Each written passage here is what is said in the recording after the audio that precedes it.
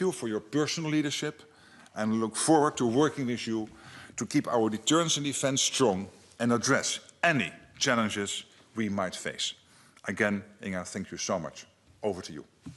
Thank you.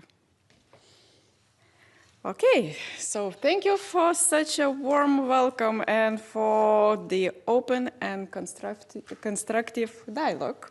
Dear Mark, I greatly value this close and sincere dialogue.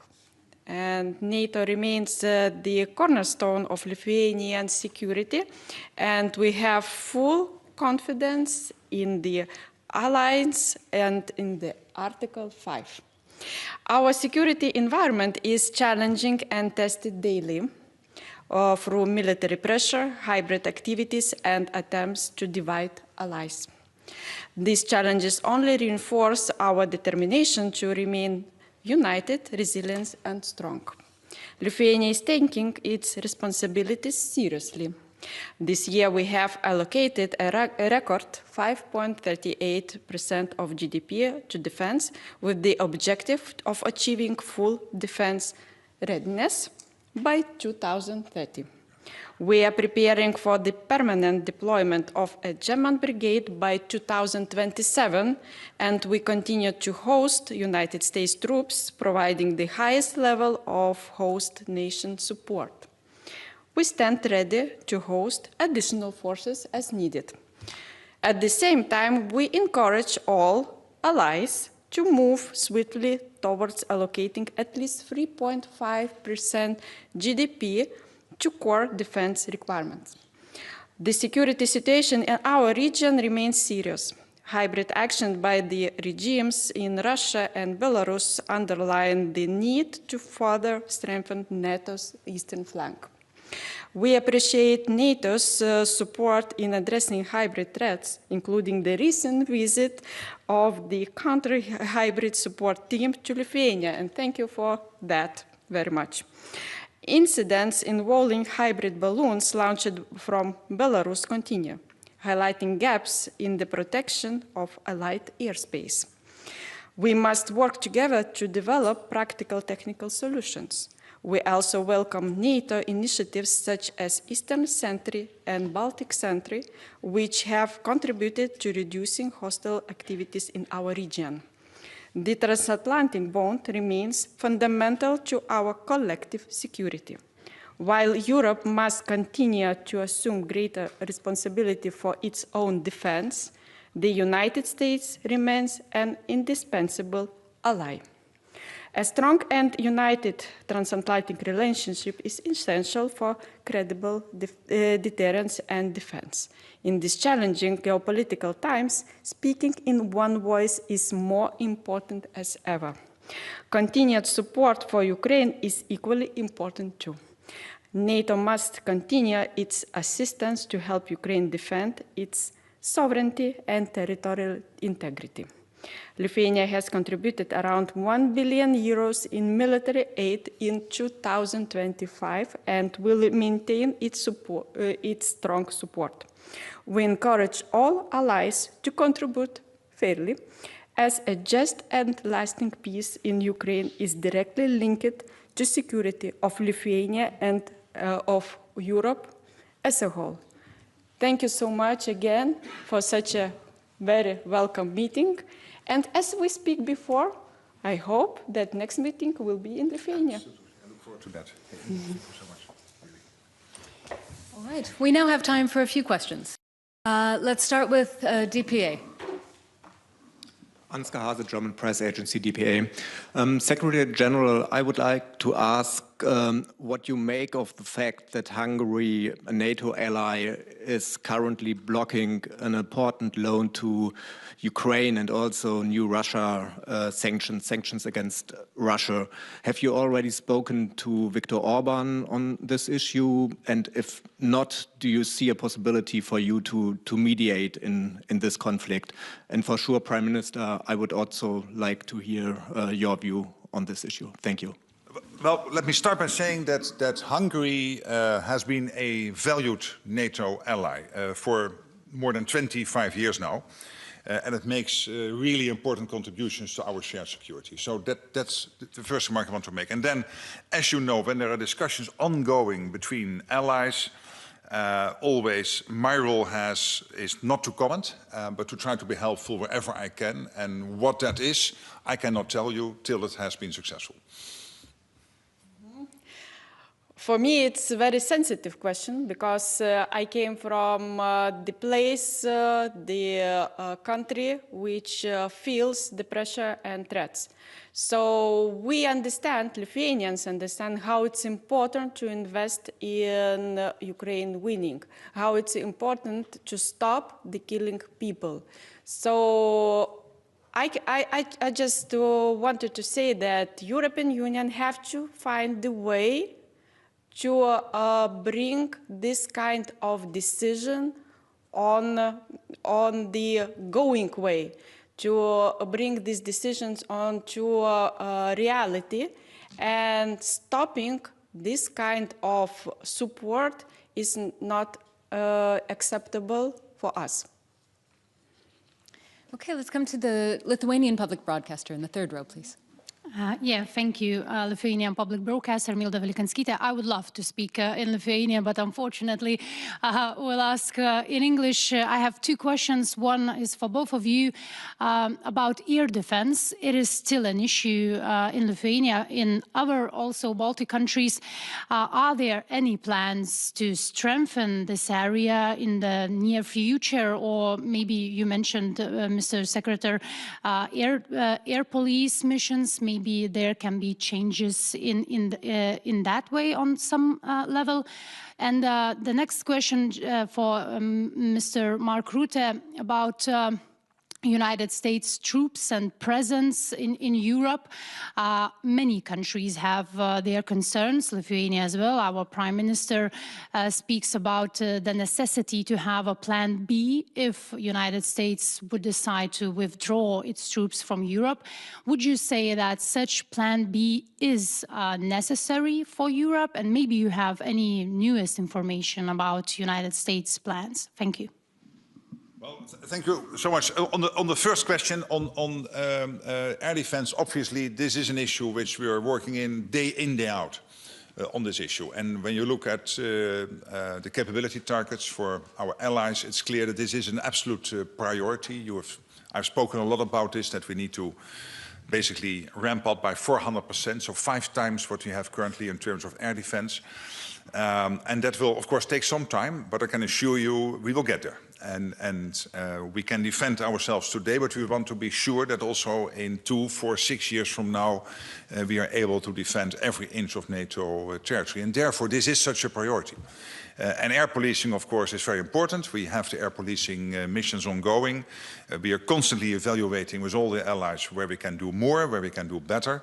At the same time, you understand this is not something I can talk about in public, but you can be assured that we are constantly primarily, of course, our military leaders, the Premier Commander and the Joint Force Commands are constantly looking into how we can make sure, together with AirCom, that we do the max here. But clearly, we need more investments on this. We have taken those decisions. This is why The Hague was so important. And this brings me to the second question. Because there is no doubt that the United States is completely committed to NATO, completely committed to Article 5, not only because there is an historical reason for the US to be involved in the defense of Europe, but because the United States very much feels, understands and realizes that for the defense of the United States, it's crucial to have a safe and secure Europe, a safe and secure Arctic and a safe and secure Atlantic. And you have heard the speech of Bridge Colby, the senior policy Under Secretary of State for Defense at the Pentagon, at the Department of War in Washington, speaking here during the defense ministers meeting. He published his text. This was absolutely clear, appreciating the immense extra hundreds of billions extra coming in Europe now in terms of defense spending. And Lithuania is a case in point, leading the pack now with the almost 5.4% of GDP spent on core defense. But many other countries, the Germans, doubling their defense spending in 29 compared to 21, over 150 billion euros each year spent on defense. This is what the US wanted. This is why the US was irritated with Europe, because we were not spending the same as they were spending. We are now equalizing, not only to equalize with the US because that's fair, but also because we have to defend ourselves against our adversaries, particularly, of course, our long-term threat, the Russians. This is why we are doing this. So I would really encourage Europeans to stop worrying about the United States and do as much as they can in implementing, like Lithuania is doing, and luckily most allies are doing as we speak, implementing the commitments we made in The Hague, because that makes us strong and it anchors the United States even more into NATO. And that's why I said in Munich, I believe NATO is stronger now than ever since the fall of the Berlin Wall, because we now are back on our core mission, which is defending NATO 3.0, as Brits Colby said, our territory, NATO territory, the NATO allies, but also making sure that there is the money, the men and women in uniform, the defense industrial base, the enablers, everything in place, the logistics to do that.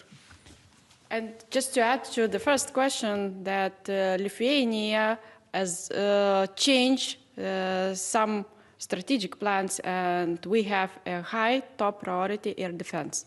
So that's why now our military is preparing to strengthen air defense as more as it was before. So this year we have